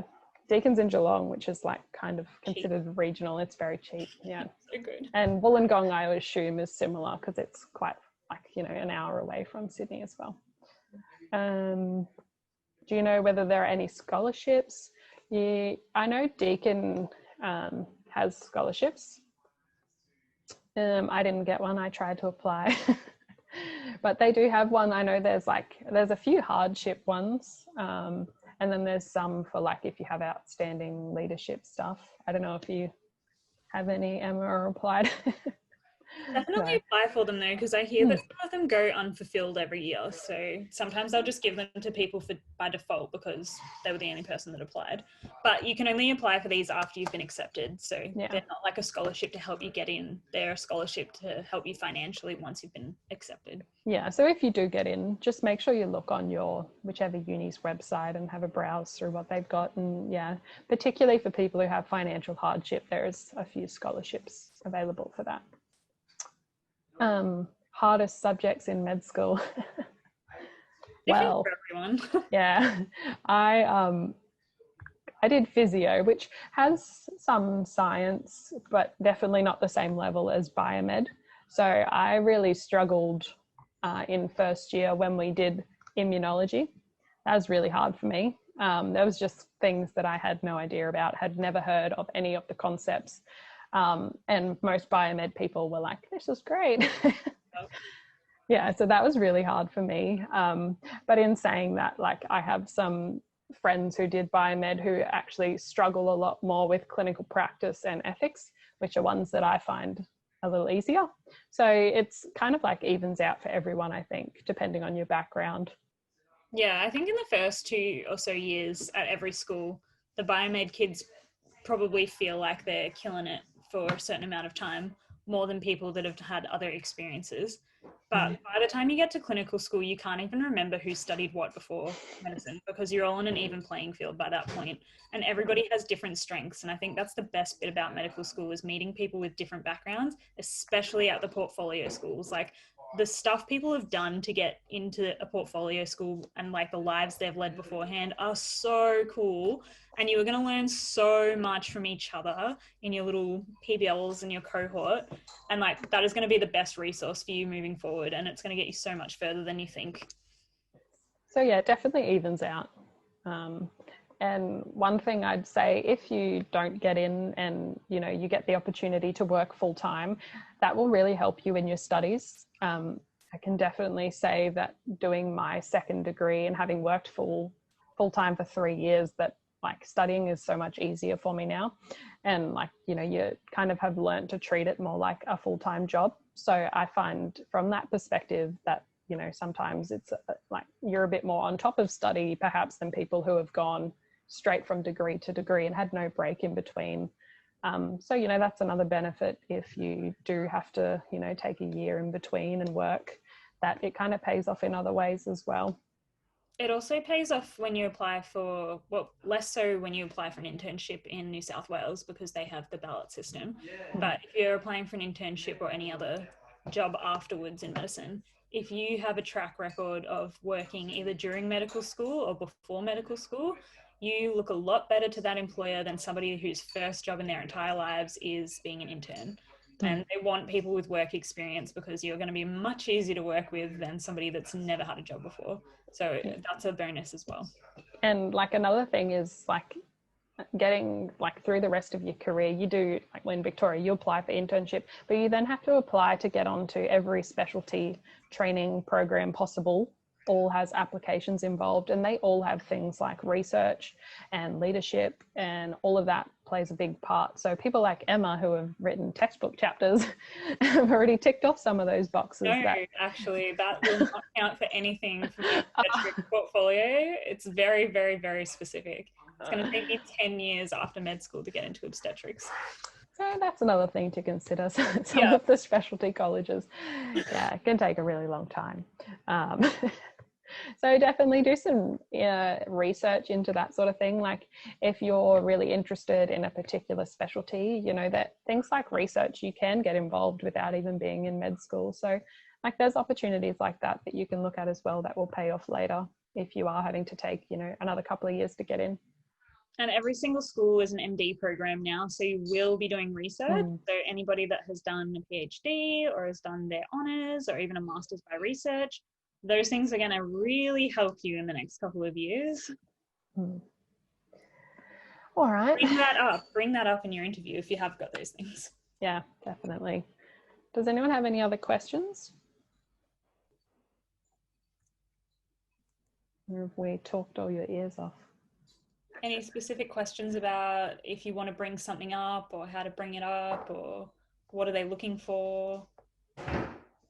I think one of the things that I told everybody when I was working at Fraser's is the bit that stands out the most when you've been interviewing like 40 people in a row that day is everybody has like the same pretty much blueprint for their answer. And it's the people that give you like not just answer the question about like the ethical scenario or whatever it is, but the people that bring in a life experience are the people that really, really, really stand out. So like try to bring in something that has happened to you in your life into every single question that you're asked, because there's only so much that I can get about you and work out, are you going to be a good fit for our program? Are you going to be a good medical student? Can I see you being a good doctor? There's only so much that I can read from you from answering only the question. But if you're like, oh, I had a similar thing happen to me. I had a disagreement with a friend in a class project that reminds me of this situation. And this is how I handled that. So from my experience, this might be how I handle a situation in the hospital, blah, blah, blah. Like that shows me so much stuff about you. Like, oh, okay, so you've already come into conflict and you have coping mechanisms. Or like, oh, I had a customer at work that actually kicked up a fuss about this same incident, blah, blah, blah. Oh, cool. So this person has had a job. They're responsible. They've had like a work ethic. Like they've been able to juggle multiple things, having their GPA is obviously good enough to get in here. Their GAMSAT is good enough to get in here.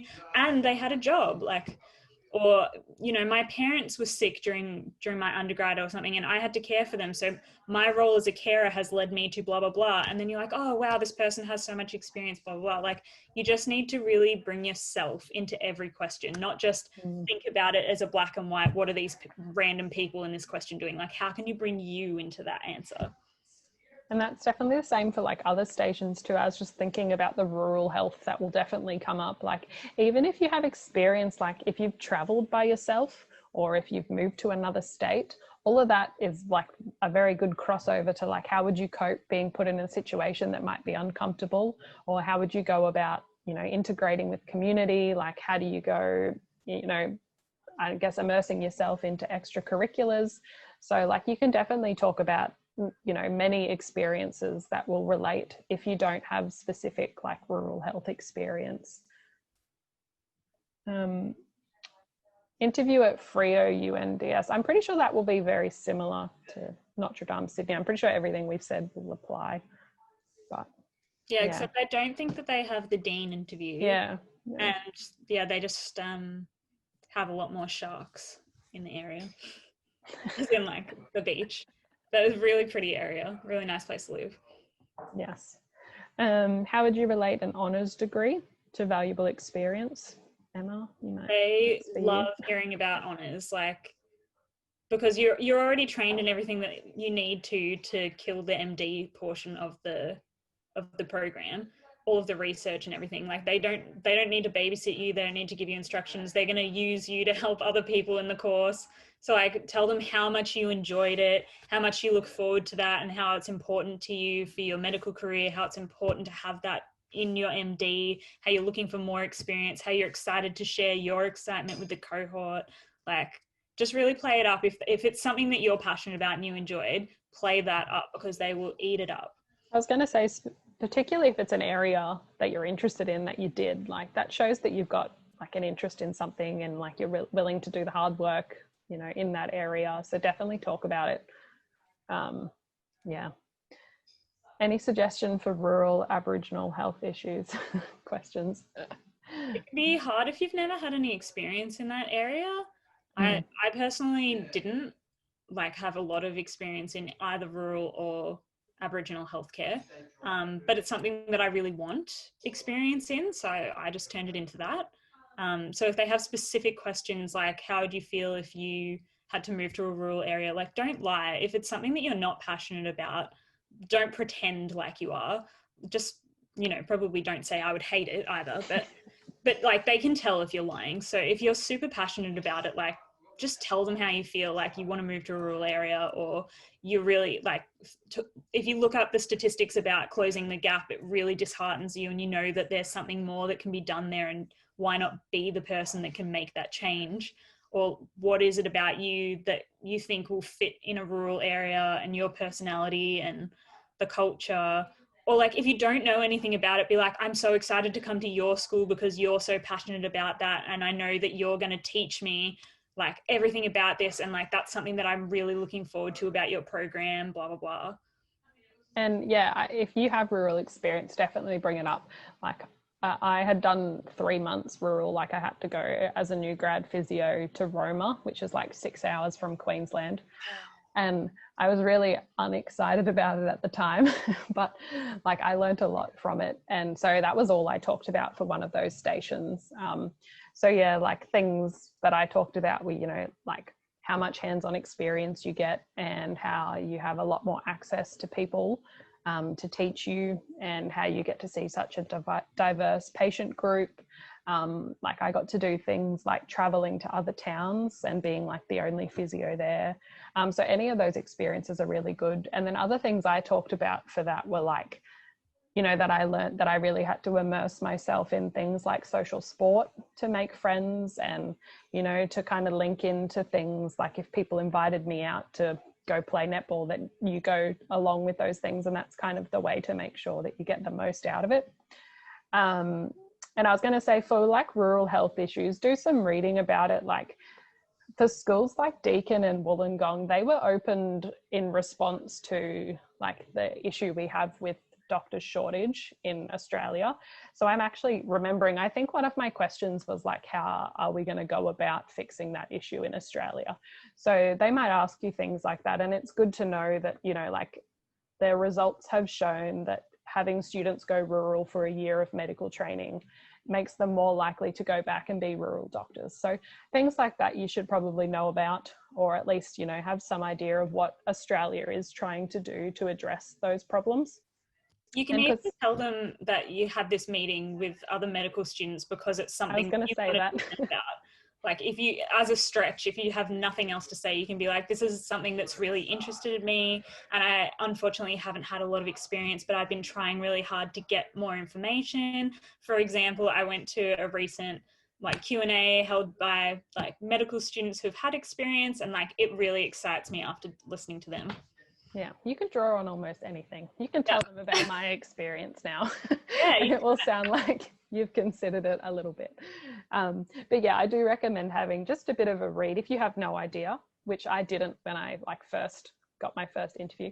Make sure you do have a bit of a read about, you know, what is the issue currently in Australia with rural health.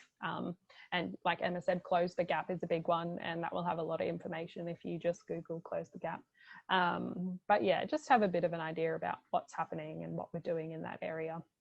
And Wollongong is very openly biased towards rural people, rural experience, because they really want to make 100% of their students rural. They know that that's not going to happen, but that is literally their goal. They want 100% of their cohorts to become rural doctors. So if rural isn't something that you're super passionate about, maybe try to get amongst it if you're interviewing at Wollongong.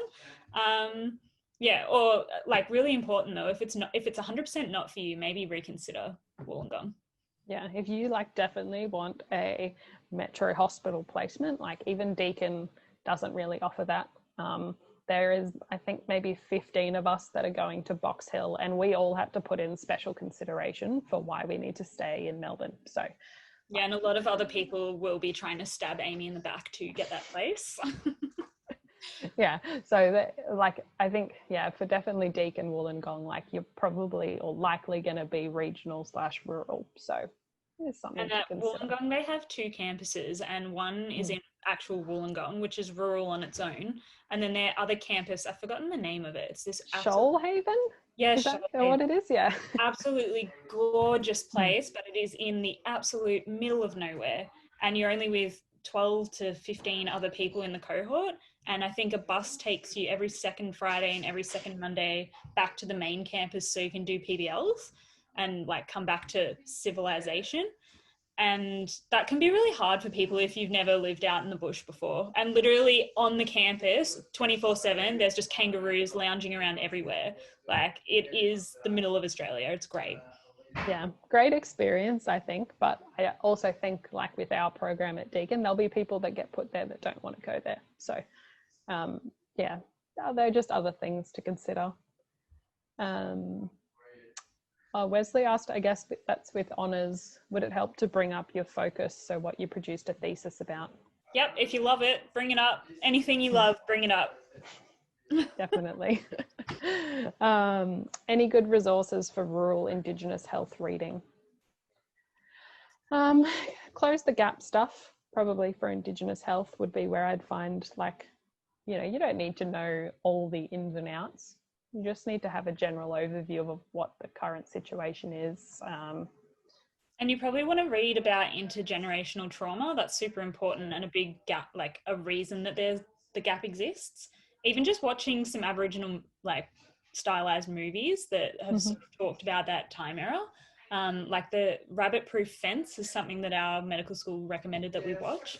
And that was really moving, and it really does depict what happened to people back then, and how horrible people treated Aboriginals and why it should never, ever happen again. Yeah, just have a bit of a movie night and watch a couple of Aboriginal flicks. They're usually awesome and uplifting by the end, but it gives you quite a good insight into why there's so many problems right now. Yeah, and as for rural health, like, you'll be able to find a lot of it pretty easy. I think I read some of the, like, it was like some national talk that Australia did, and like I went through some of the speeches and read a little bit about what's happening. Places like government websites will have a lot of like statistics and stuff like that. You could look on the uni site. Like sometimes I think I read that like UNDS was talking about opening like a new rural medical thing. So that sort of stuff, specifically what the uni you're interviewing at is doing, is also like good to look at if you can find anything. So knowing a bit about the rural programs that they all offer would be a good thing to talk about if you have nothing else. They might ask a question about the changes that they made to the BMPs, because there's been a change from 1 year, I think it's 5 years or 6 years again, isn't it? Yeah, I think it went back to 5. But they might ask you, if you were given a BMP, like, would you accept it? What are the pros and cons of getting a BMP for 4 or 5 or 6 years and have to give back to a rural community for that long? And how would you manage it? How would you feel about it? Because, a lot of us end up with BMPs. I have a BMP, and that would have been my first preference anyway, because I can't wait to go rural. But just be aware that that is something that can happen to you if you have to go to a school and accept a place as a BMP. But it really isn't the end of the world. Everything's changing at the moment as well. And it doesn't matter if you're a BMP or a CSP, or if you want to be a neurosurgeon or a cardiac specialist or whatever you want to do, all of us will have to spend a minimum of 12 months rural during our training anyway. So we're never going to be in the same place all the time.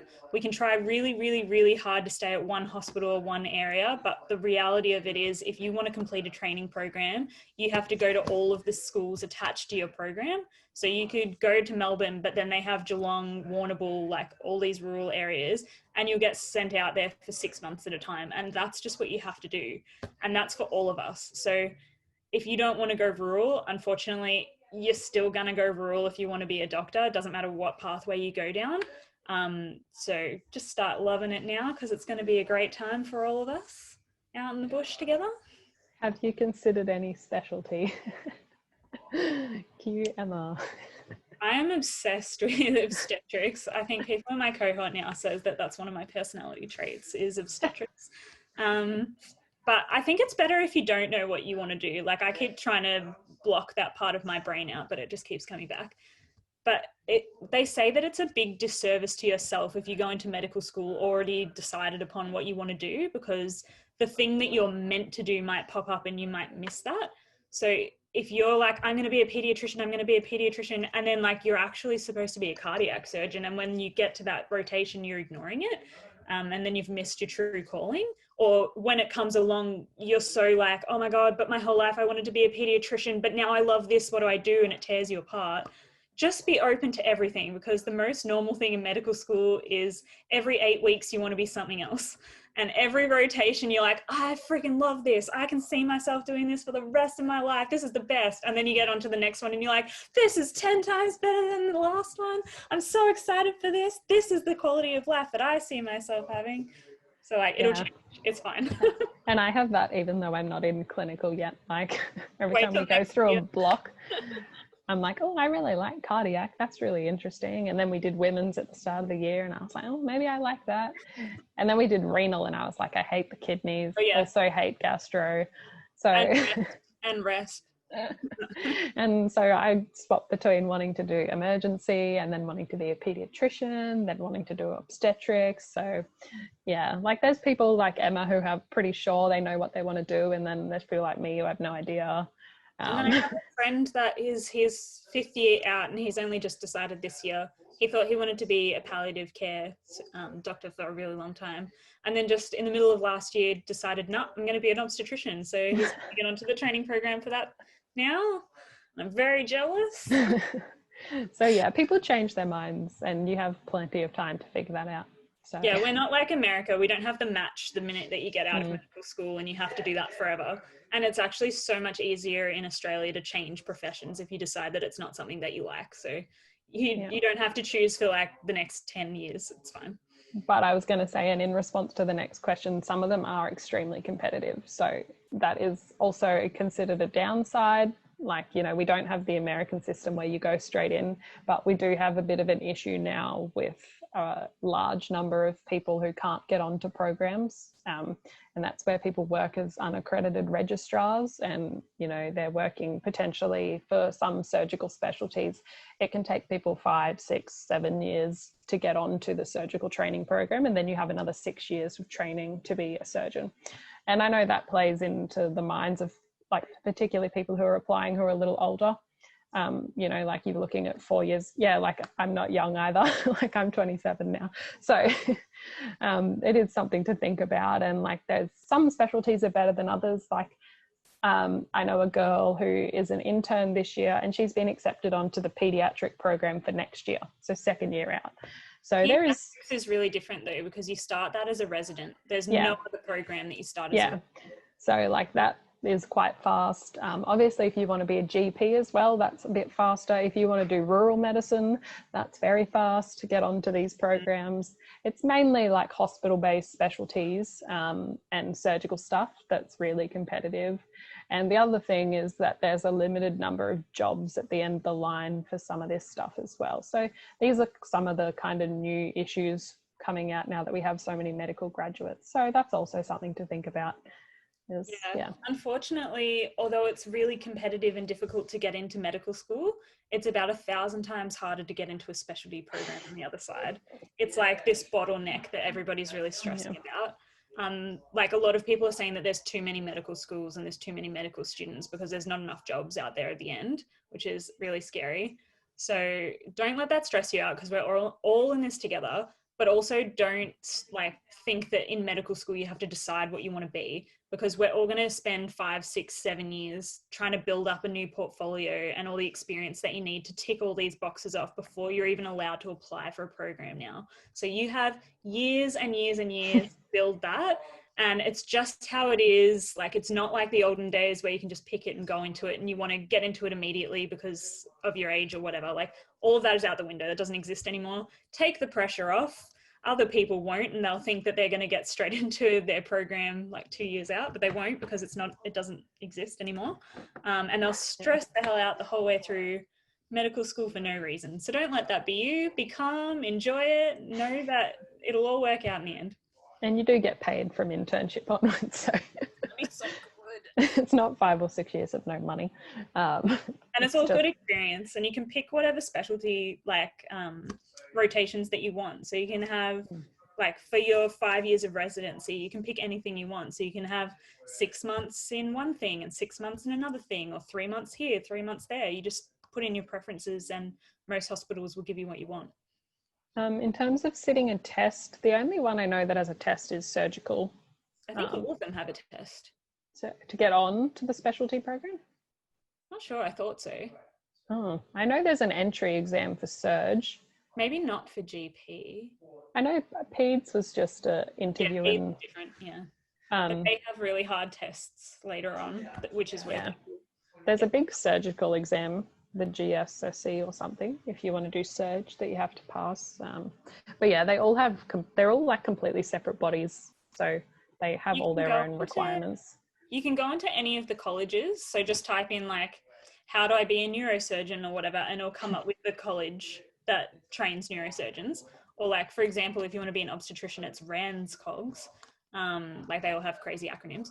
But you can look that up and it'll literally have like a step-by-step instruction of everything that you need to tick off to get enough points to apply. And every single one of them is completely different. So you can look up a bunch of those in your free time and just see what your life will look like. But don't look them up for the next 3 weeks. Focus on your interviews. Yeah. Like that's a Christmas break. I have nothing else to do. I've had 3 wines. Let's look at this kind of activity. Yeah. In terms of interviews, does anyone have any other questions? Or even just about medical school, if you guys are excited about what it'll be like next year. Yeah. I can't remember what else we had on our slides. Not much. I think I just recommended Med Mentors. Yeah. Maybe I'll just put that up so if people want to look at any of that. Oh yeah. Oh yeah, we have this. This is our final tips. Practice, practice, practice. Like we said, make a group, join a group. Join with each other. Now you can stalk each other because you can see each other's last names. But yeah, really do practice, film yourself, particularly with how things are going this year. And then have a plan B and be excited about it. Like I know at the time, and I was kind of this nature, like I was really disappointed every time. But, you know, looking back now, I'm 100% happy that I didn't get in for 4 years because, yeah, there's so many benefits of it that are paying off now. And even just having worked and earned some money and having moved around and have a partner, like all of those things make medical school more enjoyable. So start planning for what you're going to do next year if you don't get in and be excited about that. Some schools even ask you, what will you do if you don't get a medicine? Yeah, what's your plan? If you don't have an answer, that's a bit awkward. I don't think I can answer the first one. Do have a plan. Whether it's honours, working, getting a job, travelling. I knew a girl that went overseas for the whole year and just travelled around. So yeah, do plan for that as well. It's definitely not the end of the world if you get an email of death. Definitely not, especially this year with how crazy everything's been. Like, don't even stress. Medical school isn't going anywhere. You can always apply the year after or the year after. It's not going anywhere. You'll get in eventually, I promise. And medical school's hard and you have very little free time. Yes, so live your lives now while you have the chance. Medical school is 18-week semesters with 1 week in the middle. So very long years with not much holiday time. Yeah, so it's definitely not the end of the world if you get a year of other stuff to do. Definitely. So this is just a little bit about Med Mentors and where to find stuff. Also, if you want to get in touch with anybody else doing interview practice, we have a sign-up sheet on our Mentors Instagram. If you click on the link in the bio, it'll bring you up to a link tree. And then in the link tree, I think it's one of the top ones, it just has like a page where you can add your email address and anybody that is practicing can add you to their group. I think there's 7 people so far that are doing it every single day that you can just join in on any time. They're interviewing at schools all over Australia, not just Deakin or the schools that we've been talking about today. And it's just really awesome to get involved whenever you can and just listen to everybody else's answers and have good chats about how you can fine tune your own answers. And yeah, it's really, really, really beneficial. I can't recommend that enough. On the Instagram as well, we have some of the information about the stations and how to answer questions and where to find information and what to read. So that's helpful as well. Yeah, and if you have any other questions and you can't reach me or Amy, you can always reach out to Med Mentors. We have a team that'll answer any questions anytime as well. And hopefully we'll see you next year as a mentor. You'll be doing speeches like this for people. We had another couple of questions. Sorry, Lulu, I missed your question. and goodbye to the people that are leaving. How did you cope moving states with a partner and finding time for your partner while in medical school? That's a good question. If you have a partner, it is definitely important to consider them in everything that you're doing. With my partner, I had applied to Sydney the first year because we were living in Brisbane, and he then got a job in Sydney that year, his grad job as an engineer, and then I didn't get into med school. So we decided to move to Sydney anyway, and that was great fun. It cost a lot of money and was very stressful at the time, but we lived in Sydney and I was working as a physio and he was working as an engineer, and so that was probably one of the funnest years that I've had. We both had full-time jobs, which meant we had money. We got to explore a new city. My partner got to start his career. I got more experience.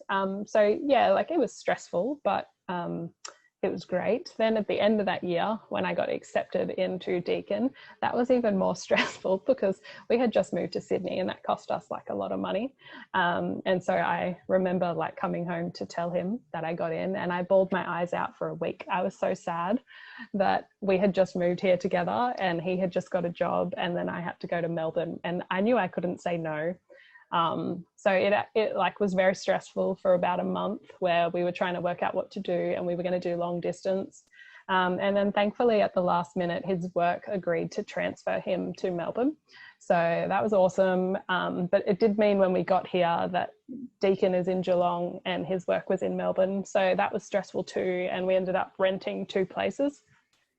So that was expensive. So I half lived in Geelong last year, half lived in Melbourne. And then this year I decided to commute from Melbourne to Geelong, which was like a 2.5-hour train ride each way. And then COVID happened and I didn't have to commute to Geelong anymore. So that's been good.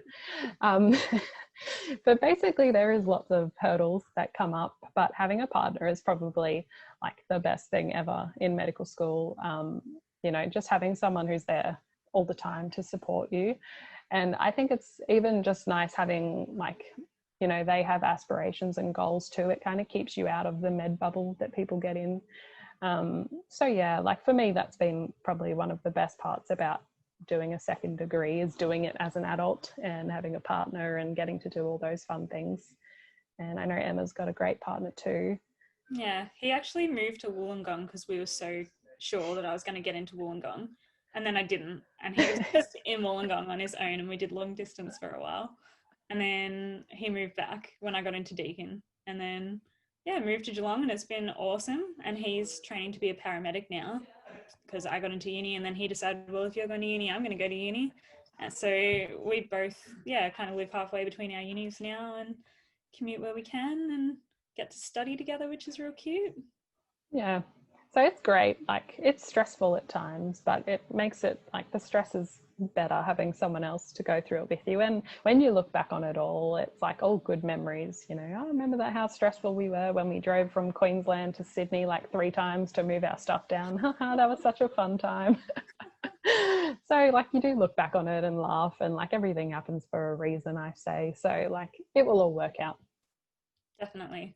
And I think our year levels, both mine and Amy's, have been a bit weird at Deakin.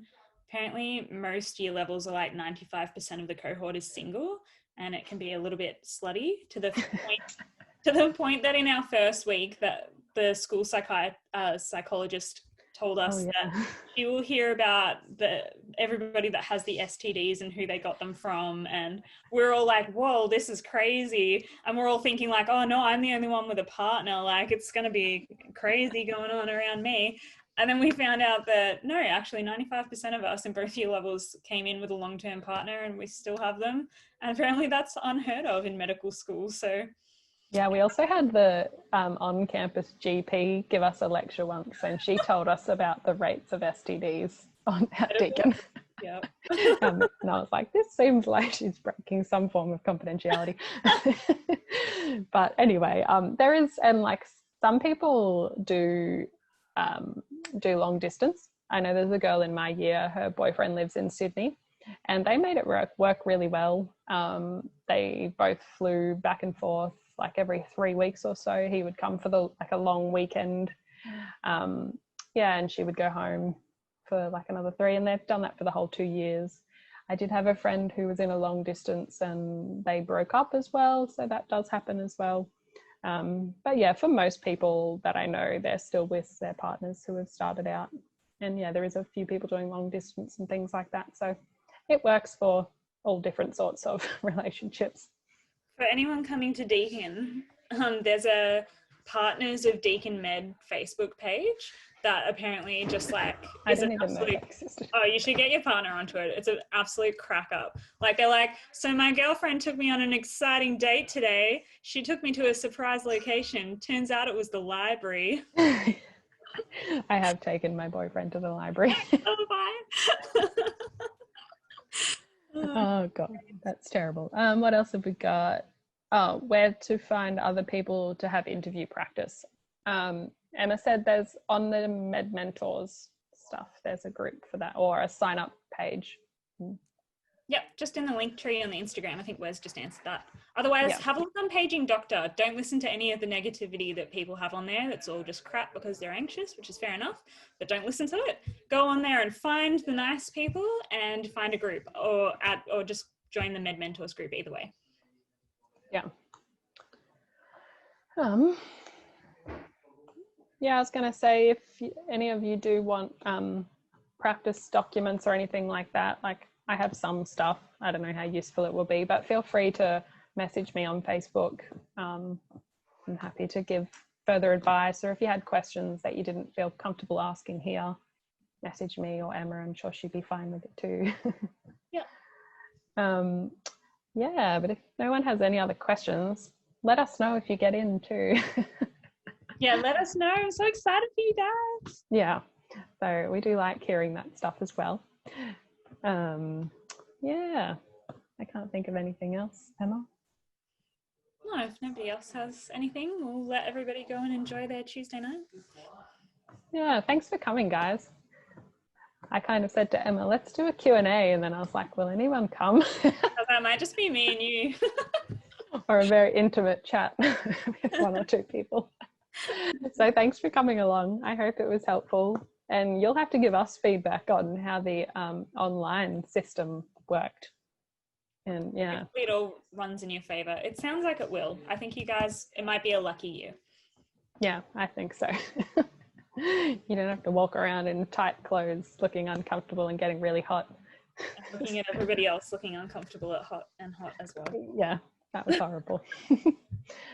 All right, guys. Well, I'm hungry, so I might go have dinner. But yeah, just message us if you have any other questions.